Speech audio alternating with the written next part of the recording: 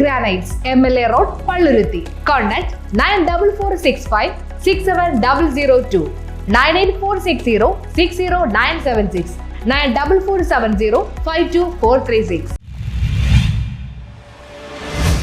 കൊച്ചിയിൽ വൻ രാസലഹരി വേട്ട.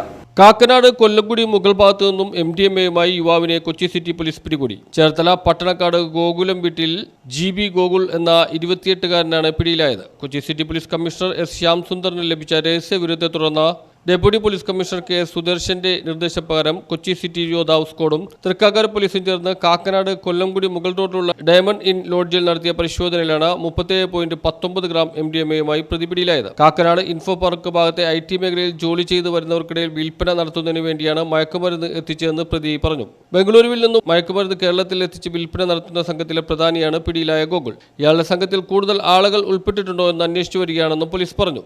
News bureau, Kochi.